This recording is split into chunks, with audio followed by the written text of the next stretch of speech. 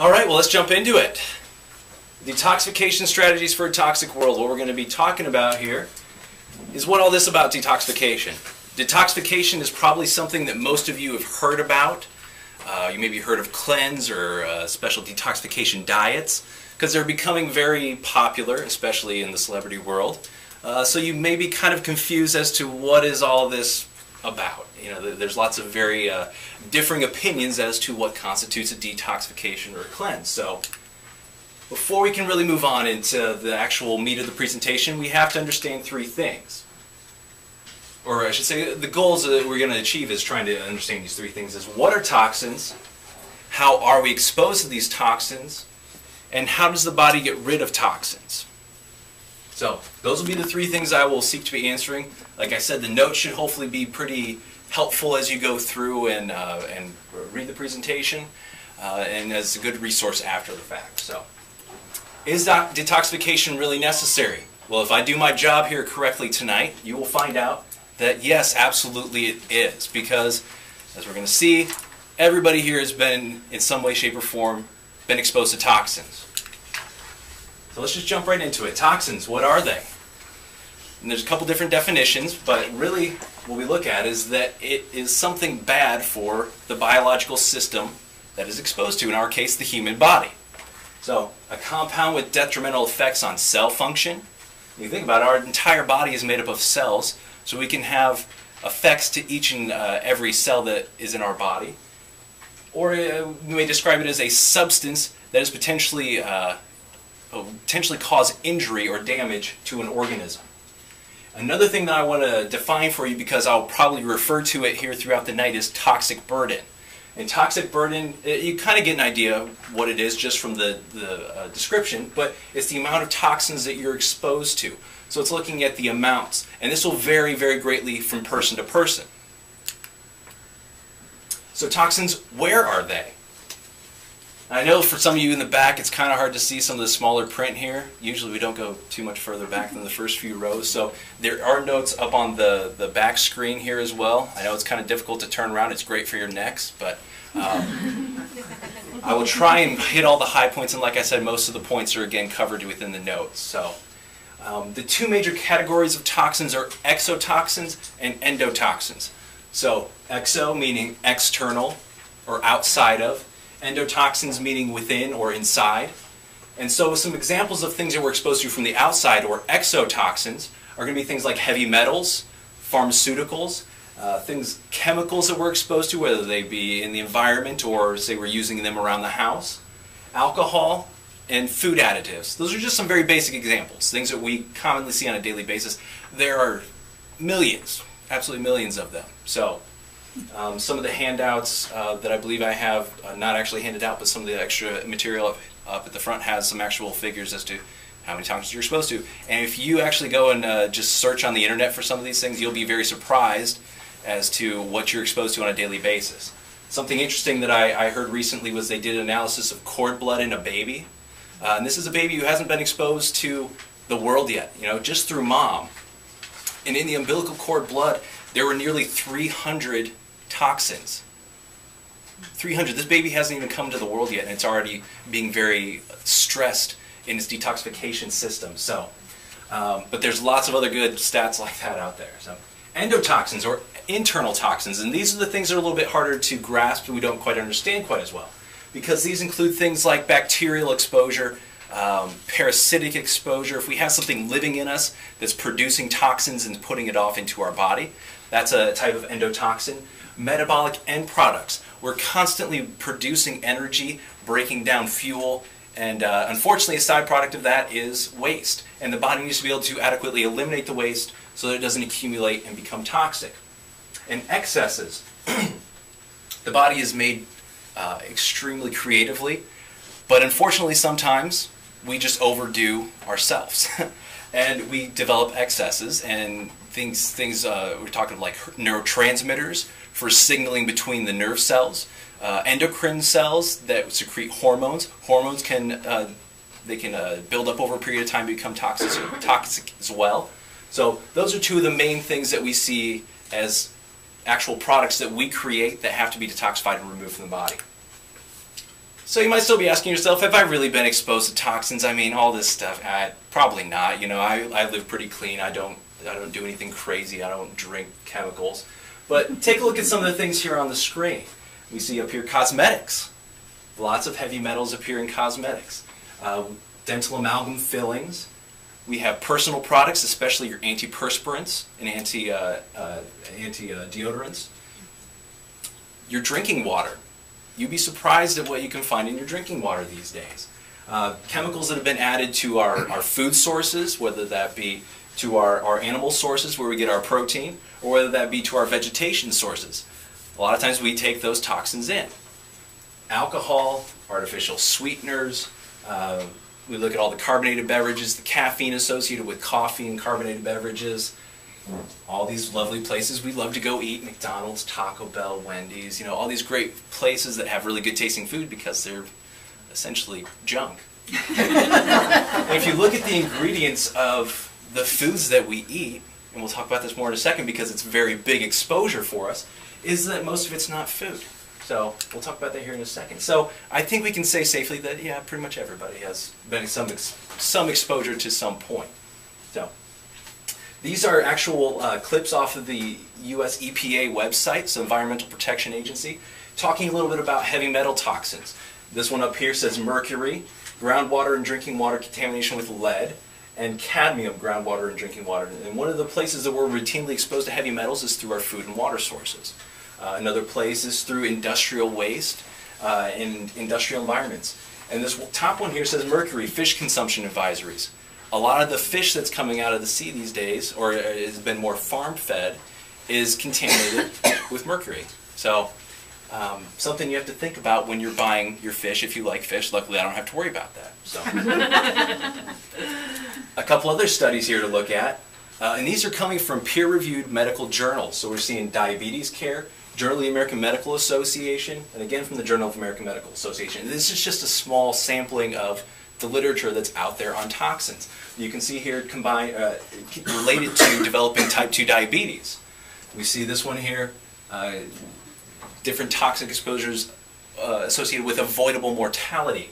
And if you think about most of the diseases we die from, if any of you have ever come to our patient intro class, you know that the majority of what's killing us in America these days are diseases of affluence, or things that we could potentially avoid if we would just turn our lifestyle around a little bit. So we see here, again, cardiovascular disease, type 2 diabetes, and liver disease from, again, plastics. So the toxins that are often present there. More and more toxins are finding their way into our food sources. If you look at the labels, like I said, a lot of what you see isn't food. I mean, if you read some of these things up here, we've got like sucralose, acesulfame, potassium sorbate, red 40, yellow 5. I mean, it's just this stuff isn't food. Our body looks at this stuff, it's just like, what do I do with it? So we have artificial colors, we have artificial flavors, artificial sweeteners, preservatives. And the bad thing about artificial sweeteners is you take an artificial sweetener in, it starts making your pancreas secrete enzymes that would normally take care of your blood sugar. And all of a sudden it goes out there and there's no blood sugar to take care of. So what does it do? It starts making your insulin receptor sites unresponsive when it sees sugar in the future in insulin. So a lot of contribution there to developing diabetes. So the other problem is that sometimes they will include just a small aspect of the food, and this is very evident when we look at corn. Because if you look at pretty much any product these days, it's going to have a corn starch, a corn syrup, a corn oil, some corn derivative. If you look at a lot of other grains out there, same situation. So it's not just corn and it's not just grains, but there's lots of these different things. But it's just taking little bits and pieces from it, and it's not necessarily a whole food anymore. So really, after going through and looking at this, who needs to detoxify? That's everybody. And the good news is that everybody here is. If you weren't, you wouldn't be with us right now. So research demonstrates that there is a lot of individuality, though, when it comes to detoxification. I kind of alluded to that already. So we're going to look a little bit at what makes it different from person to person. And a lot of what this comes from, and we'll talk about this more in just a second, is people that research pharmaceuticals, pharmacokinetics. So it's looking at how does a person clear a toxin from the body, because a pharmaceutical agent is a toxin. The body doesn't recognize it as necessarily being a part of itself. So it has to know how quickly is it eliminated. And it varies very greatly from person to person, as according to the Merck manual. Very highly reliable source. What determines your ability to clear toxins? What this comes down to is your detoxification profile. What this essentially means is what factors are contributing to how well you detoxify. What's going to contribute is your genetic variability, because we're all very different when it comes to our genes. But unfortunately, they're saying now that our genes really don't account for that much. It's really the lifestyle, the environment that we put ourselves into that will turn on or turn off certain genes. It's called epigenetics. If you go Google epigenetics, you'll find lots of really cool stuff that they're learning about how our genes function now. So, because you can take two twins, identical in their genotype, put them in different environments, and they will develop very differently. Different diseases or different health status. So that can't be the only explanation. We have to look at what type of things are they eating, what types of things are they doing in order to stay healthy. So detoxification pathways can have capacity limitations.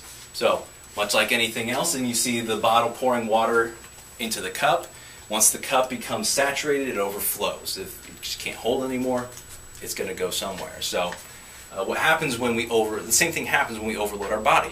And what this long explanation here essentially says is we have certain enzymes that go in and they break down toxins. We'll talk a little bit about those in a second. But what we're essentially looking at here is that if we put too many toxins into the system over a prolonged period of time, it's going to eventually back up and it's not going to work very well. So, again, from the Merck manual. So, how does the body battle these toxins? Now we're going to get a little bit more into the actual chemistry of what happens here. Don't worry, it's not going to be too in-depth.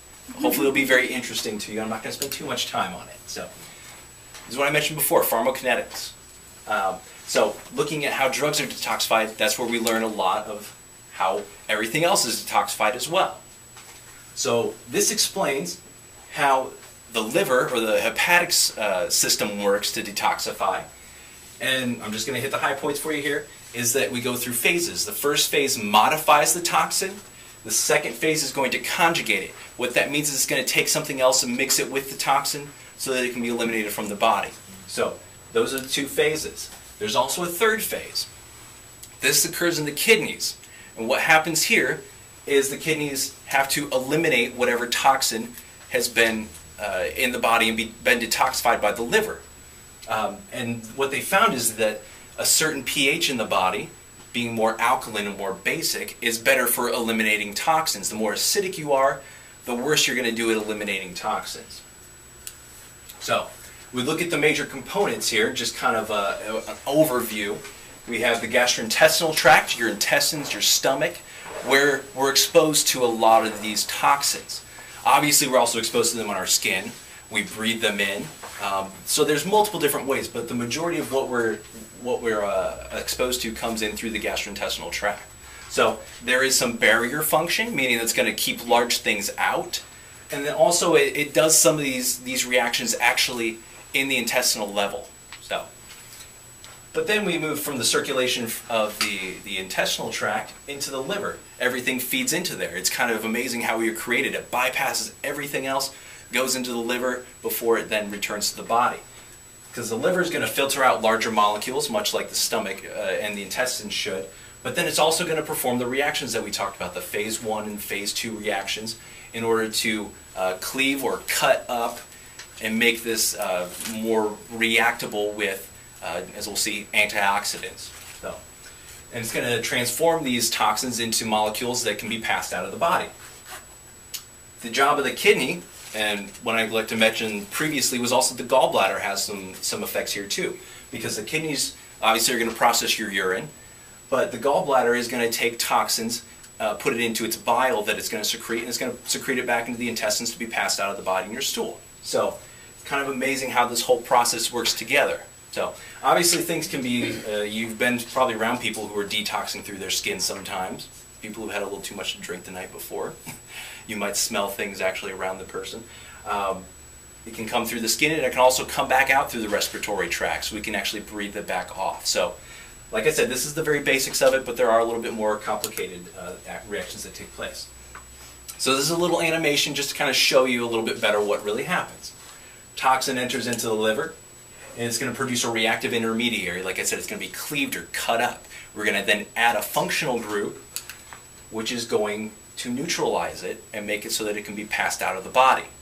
So, very intricate process, so that we can then take it to the kidney, and the kidney will then be secreted in the urine. And this is something that's happening constantly. Like I said, we all have this going on, or else we wouldn't be here. It's just a matter of how well are you doing it. But the thing about this is it's an unconscious process. This isn't something you have to think about. It just happens. Much like our breathing, our heart beating, our circulation, our digestion. Those are all things that if we had to think about all of them, it would just be too many inputs into the brain. We wouldn't be able to even comprehend everything that's going on. Detoxification falls in underneath that scope of functions within the body, the unconscious or subconscious control. This just tells a little bit, and it's from the Journal of Current Drug Metabolism, and it just talks a little bit excuse me, about there has to be balance between detoxification. If you have too much phase 1 or too much phase 2 or not enough one way or the other, there's going to be an imbalance that occurs between the phases of detoxification. So, and what we'll see is what happens when these begin to break down.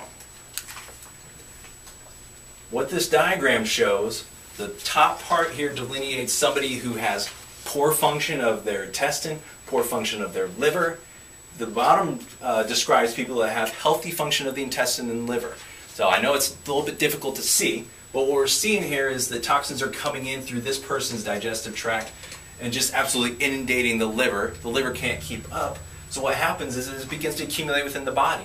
One of the main places it likes to accumulate is in nervous system tissue, because nervous system tissue is predominantly fat. And the other place it likes to deposit is in our fat.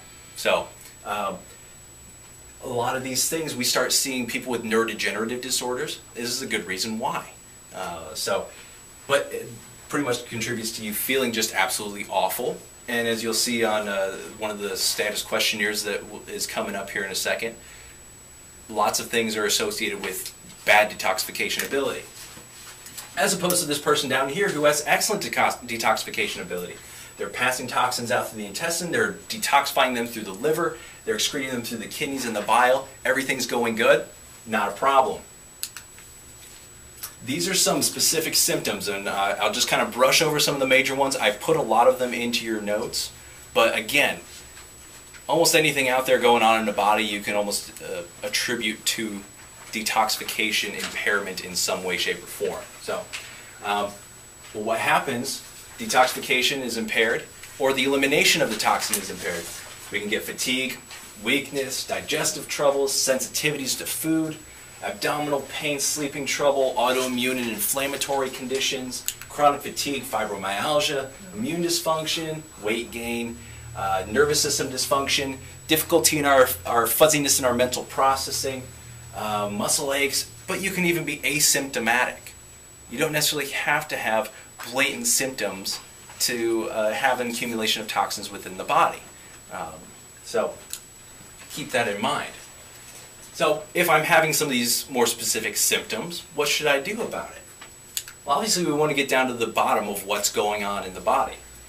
So how do I recognize if I need to do a detoxification? This is kind of where we start, the rubber starts hitting the road here, the application starts. So what we do in our office, we like to do comprehensive histories with the patient. That way we know kind of some of their past exposures, past illnesses that they may have dealt with. Then we move into doing different types of questionnaires, which you have the questionnaire I'll talk about a little bit more on the next slide.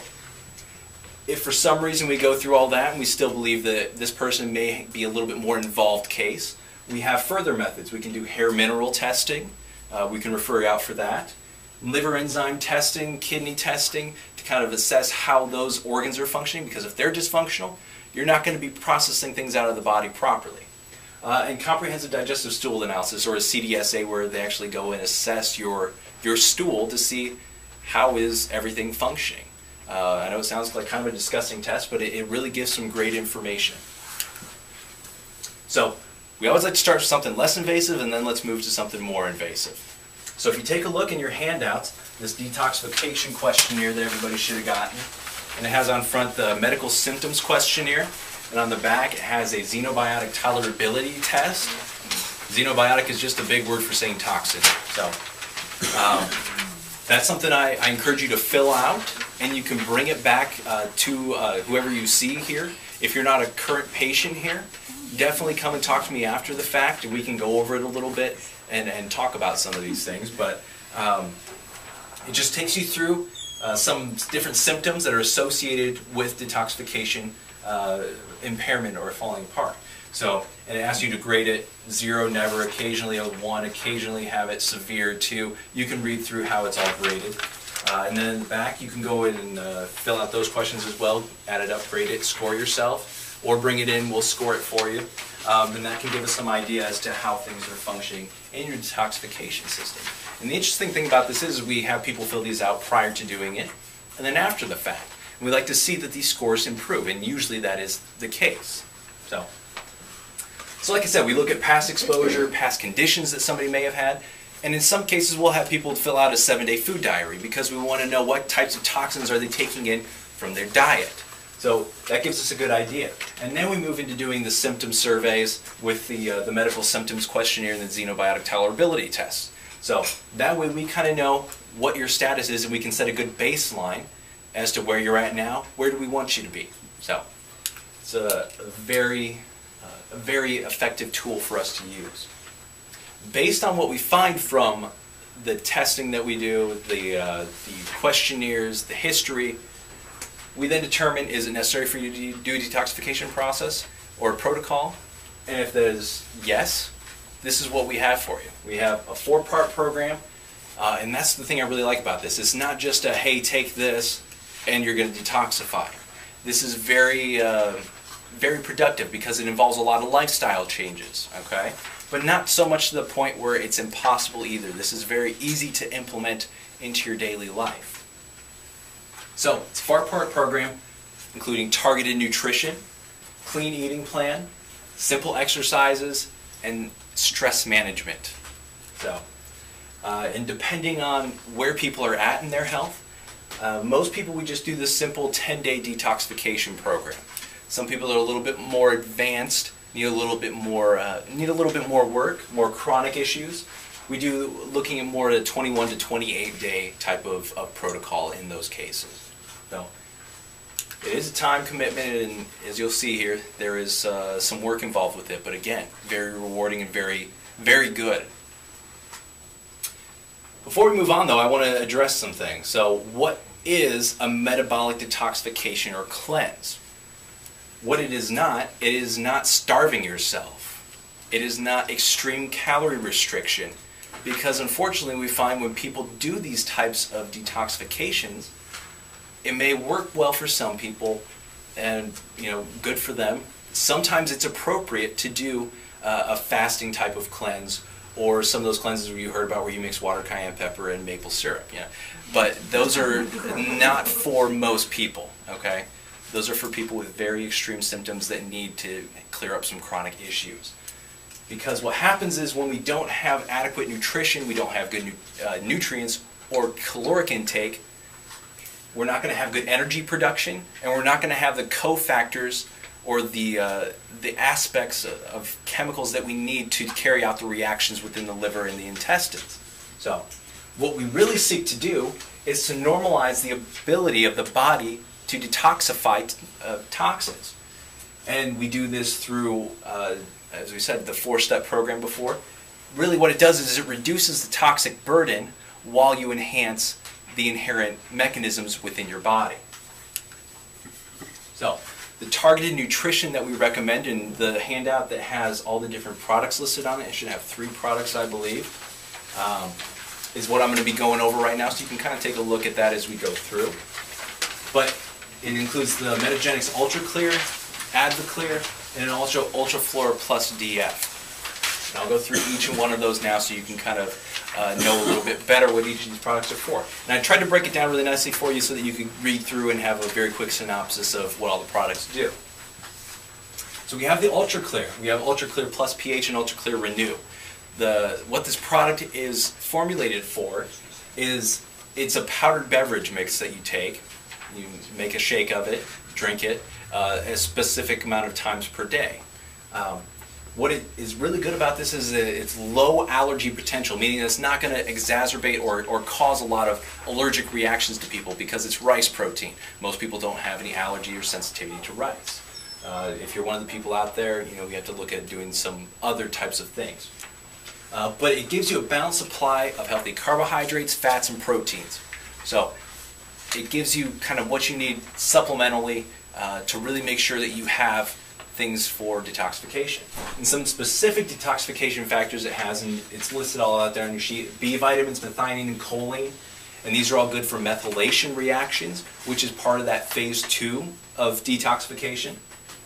And also B vitamins are very important for energy production. You really need your B vitamins for that.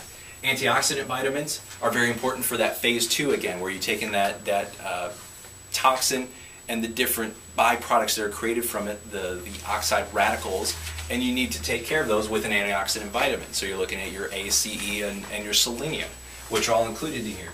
Amino acids, which are very important for, again, phase 2, the conjugation phase, because a lot of amino acids are what is added to the toxin to make it soluble and eliminate from the body. The sulfate does the same thing. And then the catechins, those are green tea derived antioxidants that really help to protect glutathione, which is a very important antioxidant, and also helps protect the liver. So that's that product, the Advocare. Advocare is, rather than being a powdered beverage drink, this is a dietary supplement, capsule. So it's something you take with your meals throughout while you're doing the detoxification. And what it has is, again, it has the B vitamins, it has choline, which are all very important, again, for energy production and phase 2 of detoxification, antioxidant vitamins, mineral cofactors. It has a little bit more of a boost in mineral cofactors because minerals are very important for catalyzing the reactions in the liver, making sure that they move forward properly the way they should. The sulfate, N-acetylcysteine, and selenium are all very important for glutathione protection and production. If any of you are interested at all in natural health at all, you've probably heard about glutathione before. It is pretty much the wonder antioxidant that everybody is trying to sell you on these days. Your body makes it if it has adequate supplies of these vitamins. Sometimes people do need a supplemental form of it, but it is very important for your detoxification systems. And again, here we see catechins. We see silymarin, watercress, and artichoke leaf extracts. Again, these are very important for protection of a glutathione and also protecting the liver and acting as antioxidants in the process. This product's a little bit different. The two before are meant to kind of complement each other and be a support to each other and give you good detoxification ability. The Ultraflora Plus DF is good beneficial bacteria, or probiotic, that we recommend for people to do along with the detoxification, because often during this time we find that people have some gastrointestinal or stomach problems. So the two strains in here, the Lactobacillus acidophilus and the Bifidobacterium lactis, are very important probiotic microorganisms that go and populate the gut. What they're going to do is they're going to promote healthy gut function because they're going to shove out the bad bacteria and take the place of those bacteria so that we don't develop things like leaky gut syndrome. So these are all very important, and 15 billion live organisms per capsule, which is a pretty significant amount. If you look at that Activia stuff, you have to eat a lot of that to equal this. So, but it's dairy-free, so people can take it who would normally have some lactose intolerance or an intolerance to milk. I put the asterisk here with the Metabolic because this is specifically for people who have either positive hair metal tests, or if they have a known history of being exposed to heavy metals. They know they have some heavy metal toxicity, because what it's going to do is it has some specific nutrients that upregulate metallothionein. And what this chemical does in our body is it helps to eliminate heavy metals. So if it's something that we feel is necessary, it's something we can prescribe on top of it, but it's not something that's actually included with the detoxification kit that we're talking about here tonight. But it is available to those who need it. So the second aspect of the 4-step program is the clean eating plan. Like I said, this is a 10 to 28 day, depending on how we do it. But But what we really focus on doing here is a modified elimination diet. So what you're doing is you're taking in lots of nutrients that are low allergy potential, much like the rice protein in the Ultra Clear. So what we're going to be focusing a lot on is really boosting up your produce intake, because that's the majority of what you eat on this cleanse or this detoxification. We want to eliminate your allergenic foods. The most common things people are allergic to: corn, dairy, soy, these different types of things, eggs. They are all things that need to be eliminated so that they aren't just perpetuating bad cycles within our body. So what the nice thing about this is, it's a very cheap way to do your food allergy testing. You can eliminate all these things and then start adding them back in one by one to try and see, when do you start developing reactions to something. Well, is it when I added the milk in? Well, I guess I probably shouldn't be drinking milk anymore. So it's something you can kind of do in the whole, the booklet here, or I should say the paper here walks you through the process of doing that. And of course this is something that is better done under the supervision of a physician. Hopefully all of you see one of the the chiropractors here in the practice, and we're all very knowledgeable on this subject, so you can get some good help there. So like I said, we're really focusing on organic produce, lean meats for the first period and the last period of the detoxification, because that will help to decrease the acidity in the body, increase the alkalinity, and increase the pH so that we can get everything out of the system that we need to. Simple exercise is the third phase of this plan. And when I say simple exercise, I'm not talking about anything super intense here. As you see here, 20 to 30 minutes a day, 4 to 5 days a week. And what you're doing here, very simple things. We don't want you to go out and do a bunch of heavy weightlifting or run a marathon, because that's just going to really boost up your amount of toxins within your body. You're going to be breaking down muscle tissue. You're going to be producing different lactic acid and metabolic end products. We want to start cutting down on those things. So this is a period of time, for 10 days you kind of tone down the workout routine for a little bit. Doing things like walking, light resistance types of training, so light weights or resistance bands. Core strengthening, so working a lot with the core, the spine, developing the muscles there. Anything that's approved by the doctors here is appropriate for the most part. And like I said, it's really anything light. You don't want to do anything super intense. So, but what this will do is it'll, one, begin to burn fat, because like I said, fat is a storage reserve for toxins. So as we start burning through fat, it's going to release these toxins so that they can be eliminated from the body. And we'll talk about here a little bit about side effects. That's one of the things that we often notice. It can be correlated as having a potential side effect, because you're actually increasing the toxic release at certain periods of time when you do this. So the other thing is, simple exercise is going to help you tame down your stress levels. And we'll talk about stress here and just talk about it right now. Stress management. When we talk about stress management, again, this is very basic stuff. We live in a society today that is just so inundated with stress that we can hardly get away from it, unfortunately. So what do we have to do? We have to try and find ways that we can cope with it or get away from it, okay? So we can do deep breathing exercises. So many of us are chest breathers. We breathe up the upper rib cage here rather than actually using the diaphragm and actually seeing the stomach. We don't want to show our stomachs in public. So. But taking deep breaths, and this is a great way to relax before going to bed, is just doing some deep breathing exercises to help calm the mind, oxygenate the brain. Very, very effective. So I said simple exercises, taking mental breaks and short naps, just kind of shutting down the system for a while, allow the body to catch up here. Like I said, we're trying to enhance the body's ability to detoxify during this period of time. It can't do that if you're running yourself ragged while you're stressful. Stress is a very energy-intensive process. Detoxification is a very energy-intensive process. So we need to have a good balance there between the two. Taking time for yourself. So many of us don't do this anymore. And it is hard to. I took the day off yesterday. It was awesome. But it really is something that some of the literature I've read says that you should take a day off every week, like a full day, where you don't do anything except for stuff you want to do. Not stuff you have to do, not stuff you're forced to do, stuff you want to do. So I know that that's just not possible in most cases, but it is definitely very, very helpful to take some time for yourself to do that. So for the best outcomes, choose clinically validated products and procedures is what we encourage people to do. Because when we look at the Metagenics product, what we carry here in the clinic, it has a lot of research behind it and a lot of clinical testing and a lot of just use in doctors' offices throughout the United States, throughout the world, as I said, for the last 17 years. So, you know, if it wasn't a good product, it wouldn't still be out here. They have lots of clinical studies that they published promoting its efficacy, and very specifically, they tie in certain products with different conditions.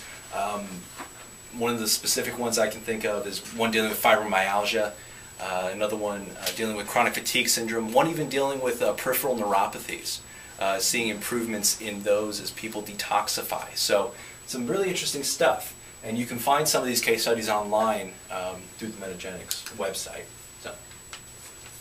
So what can I expect when I do a detox?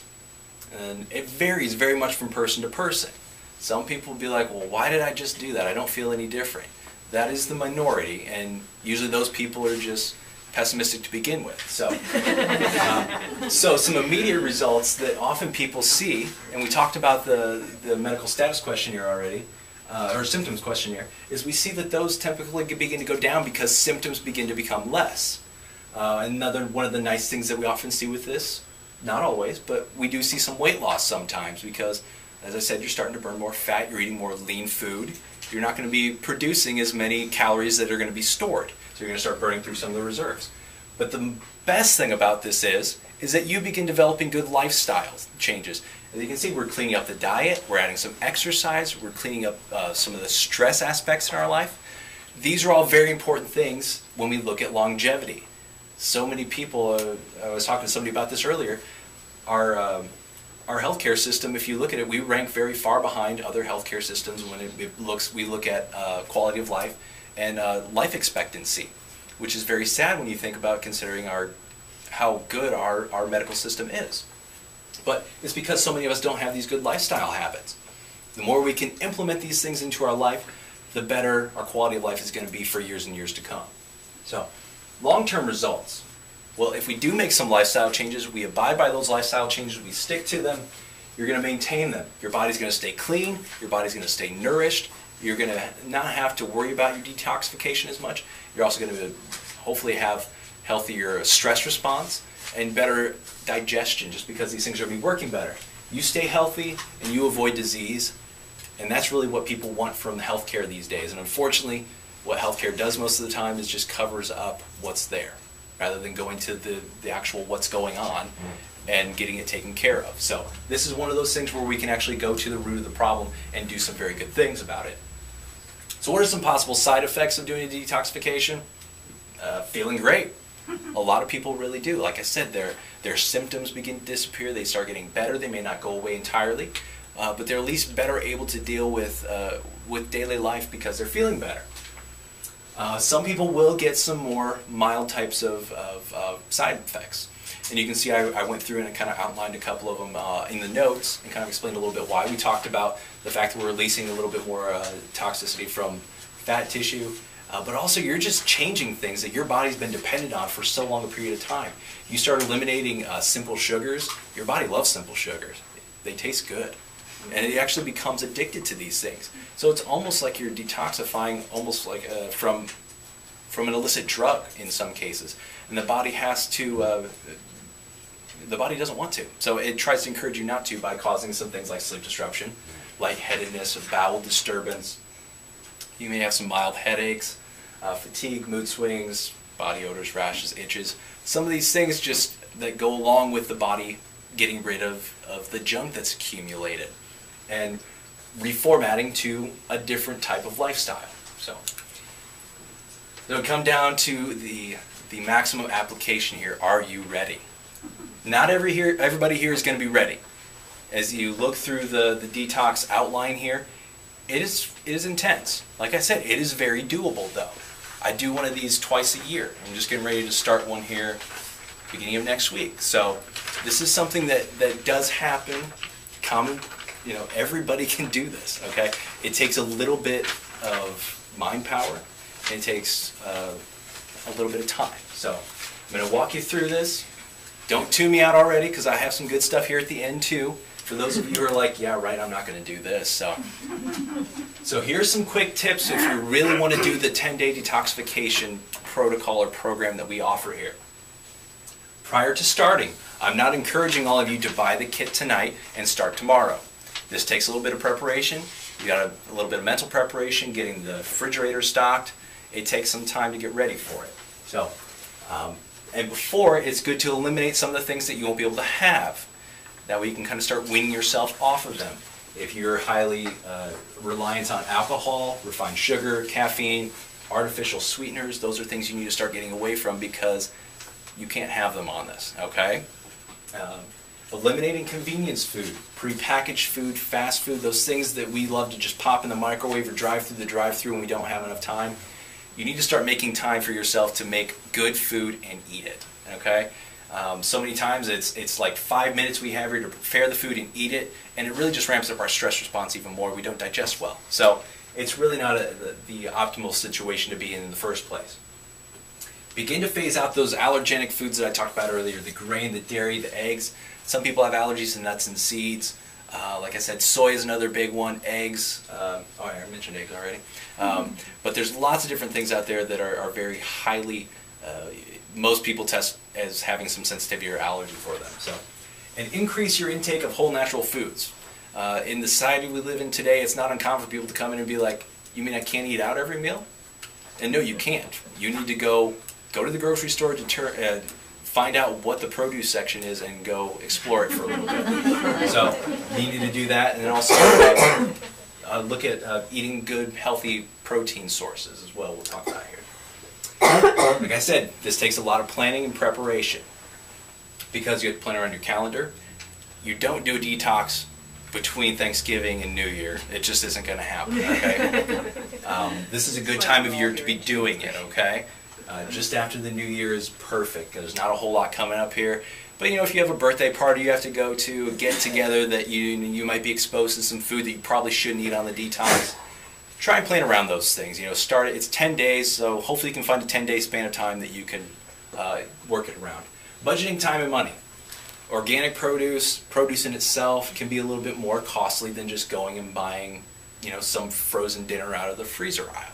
So you have to spend a little bit of money, and like I said, you have to be able to prepare the time, have the time to be able to prepare it and shop for it. This isn't something you can just run in and grab and get out. So, cleaning and cutting produce ahead of time. It's nice to have some things already kind of set. You know, cut up some carrots for a little snack. You know, have some peppers, some apples. Have something at your disposal throughout the day so that you aren't like, oh man, I need to eat something.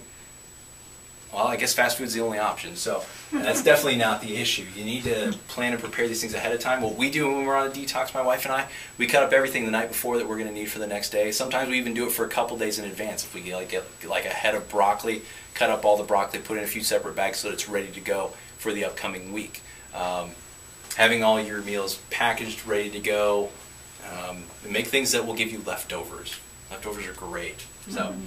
Packing lunches the day before, like I said, just getting all these things together beforehand so you're not scrambling around. You're like, oh, I guess I can't do this. I have to go, you know, eat something else I shouldn't. So planning a menu a week at a time, plan your grocery shopping accordingly. So you know what you're going to be eating every day and you know what you need in order to make all these things every day. Planning ahead, having a grocery list. Obviously, there'll be sometimes you might forget something, but you know, running to the store for one thing is a lot different than, oh my goodness, I forgot 10 things I have to go throughout the entire store. So, like I said, packing portable snacks, and unfortunately, you know, sometimes if you're really dedicated to this, you will take your own food to a party. I mean, you will pack up some broccoli and carrots, and people will be looking at you like you're strange because you're not, you know, going through the buffet line where all the bad food is. So. You know, that can definitely be something that can become an issue. Dining out less, and if you are going to dine out, you have to look ahead to see, is there anything here that I can even eat? And I'm not plugging Chipotle, but there's a lot of stuff at Chipotle you can eat here. So if you'd like to go over there and get a burrito bowl, salad, because all their stuff is farm raised. And they have, as long as you don't get the awful tortilla roll around it, it's actually pretty good and does fit in within the guidelines for a few days. So, some tips on making the shakes with the Ultra Clear. I'm not going to say it tastes amazing, okay? I'm just going to warn you of that ahead of time. It doesn't taste awful though. The way that they recommend you take it is just within water or they say you can use juice. I say use juice.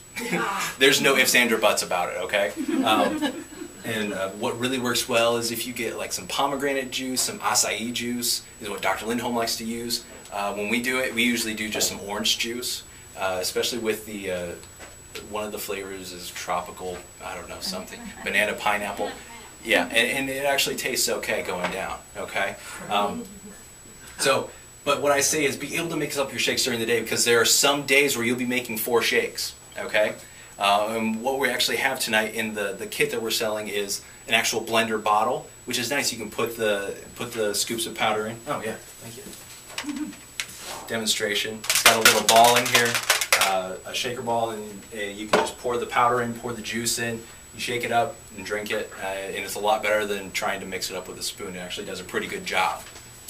The best thing obviously to do is, like, if you have a magic bullet or a blender, a Vitamix that you can put it in, that'll really grind it up really well so that you don't get some of the, it's not the flavor so much, it's the texture. You get a little bit of sediment with it, a little bit of graininess. But the other thing you can do to kind of take away from the texture a little bit, and again, it's a little bit of cheating, not awful, but if you take like some frozen berries, bananas, if you can put together like a nice smoothie or shake, put some spinach in it, and it's pretty much a meal in itself. You know, you're getting in a lot of produce, and you're also getting the actual product too, the ultra clear, and it takes away a lot from the texture and the taste. So, special allowances for people who are purists and they're going to do this thing and they're going to do it right. Just shut your ears right now. Don't listen, because there are a certain amount of days in here where you can't have any protein from animal sources, which I find really rough. What I usually have to do is have a small amount of chicken or turkey throughout those days, because I really feel like I need that protein. It is cheating a little bit during those few days, but you know, what I put down here, it's better to do it mostly correct than to not do it at all. Now, if you're eating out, 2 meals of the day, fast food, that's not doing it even close to right, okay? So, but doing it mostly right, like I said, is still going to get you a whole lot further than not doing it at all. So, there will be days where, you may slip up a little bit. You may have to do something that doesn't quite follow the dietary restriction of the regimen. It happens. You do what you can, you get back on track. The biggest thing is don't give up, okay? Sometimes you get that taste of fake food again, and all of a sudden you're back into that whole realm and you just kind of blow it. So I encourage you to stick with it as best you can. Little thing coming up here, if you look at the special events sheet, for those of you who don't know where the produce section is at the grocery store, I'm sure all you do, but Dr. Lindholm is going to be leading a grocery store tour, and this is something he did a few years ago and was a huge hit. I think he took 2 groups of 20 through Martin's supermarkets down here at Cobblestone. So, I mean, it's a very popular thing because he'll take you through the entire store and say, this is good for this, good for this, good for this. For those of you who might be a bit new at this. Talk a little about avoiding some of the center aisles, sticking more to the outside, and some of the specific things that you should do when you're grocery shopping. So I encourage all of you, you got a couple months here to plan ahead, but it's a great learning experience for people who are just getting into this, or people who've been in it for a while, because he has a lot of really good information about the subject. So, and it will be very helpful to know how to navigate around the grocery store doing this type of a detox. So for those of you who aren't ready yet, this is the part where you can tune back in, okay? So you're not ready to commit to doing the full 10-day, 21-day, 28-day type of thing. That's fine, okay? I realize it's a commitment. So what can you do just in order to enhance your body's ability to detoxify without actually doing the whole program? Well, it's essentially the program without the supplements. But, cutting back on your alcohol, your refined sugar, caffeine, artificial sweeteners, shellfish, saturated fat, your convenience foods, and your allergenic foods. People know what their allergenic foods is. It's the foods that you eat and you feel awful after eating them. That stuff, your body's telling you, don't eat this. If you listen to your body sometimes and be like, why am I bloated? Oh, maybe I shouldn't have eaten that.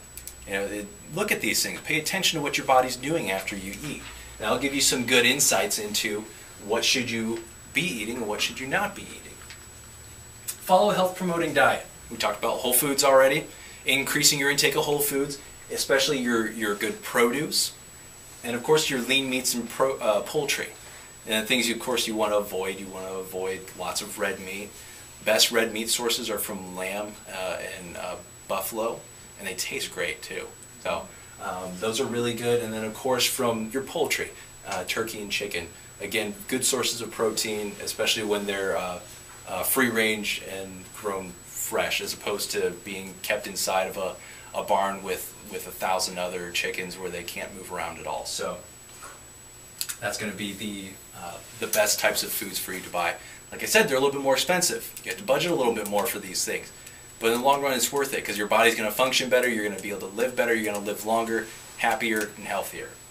So, again, you must plan and be intentional. Even though you're not doing the actual protocol or the program, you still have to plan ahead. You have to prepare your produce because you can buy prepackaged produce, but a lot of times that's not the good stuff to buy. It's the stuff that, again, is organic, that you have to peel, that you have to cut up yourself, that is going to be the best sorts of nutrients for you. Plan your menu, shop accordingly. Planning snacks, making sure you have snacks available to you so you don't have to reach for something that you shouldn't. Picking healthy restaurants. Some restaurants out there you just know you shouldn't go to. You know what they are. And looking for healthier items at those restaurants is not a bad idea when looking to cut back. Not saying you have to do this every single time. You're allowed to have your good food, but you have to be moderate in what you do. Reading product ingredients. When you look at things, when you buy them from the store, what is really in them? And you look through it and you don't recognize a lot of it, I just put it back. If it looks like a lot of chemical names, I put it back.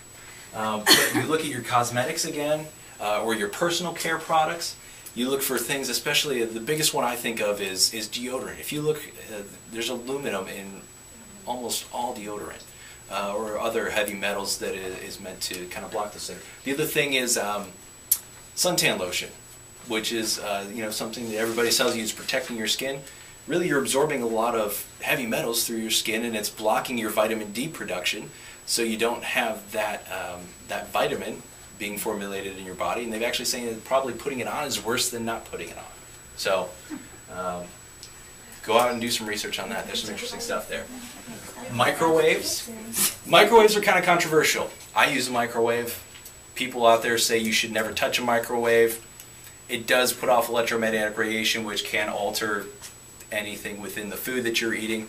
But what I really encourage you not to do is put your plasticware in the microwave and warm something up in it, because that definitely releases free radicals from the plastic that become part of your food.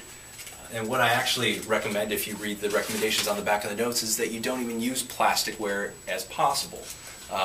So getting glass bottles, getting glass containers, getting glass containers that you store your food in the refrigerator with, and warming up glass containers in the refrigerator versus plastic.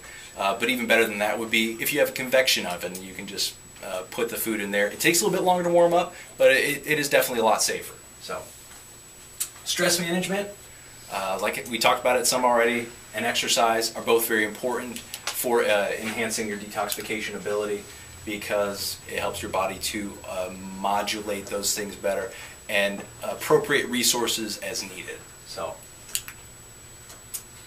we're just about to the end here. If you want to know some more, we've talked about a lot of things tonight. I've given you a lot of notes. These are all things you can go through and look at your pleasure. You can do some research on the internet about them. We have a new website, however, nhfchiropractic.com, and that is the website that we were at previously. But with this, we are going to be adding a few more things. We're going to be looking at doing some more video, and I will probably do a couple follow-up videos to this presentation, which a lot of it you guys will already know because you came to the presentation, but I might throw in a few interesting tidbits here and there. So be checking back to our website here. Also, people who are on Facebook, I'm going to be posting these things on Facebook as well, so you can kind of follow in that medium. But I'm also going to be posting some things just about what you can do on a daily basis. I'm going to kind of, as we go through our detoxification here in the next week, I'm going to kind of chronicle some things, give you some recipe ideas, because a lot of this stuff, when you start mixing this in, like I said, it becomes kind of boring sometimes. It can become a little gritty and nasty. So reviewing some of those things and give you some specific ingredients that you can add together to make it taste, pretty good for the most part. So we'll be talking about some of that, what we're eating for the day, just so you kind of know what are we doing, so that you can kind of formulate your own things after that. So give you some good ideas there, walk you through some of the process. So like I said, be checking back here, go on our Facebook page and find us there too. And I'll be posting probably, hopefully in both places, and also on the blog that we're just getting up and running. So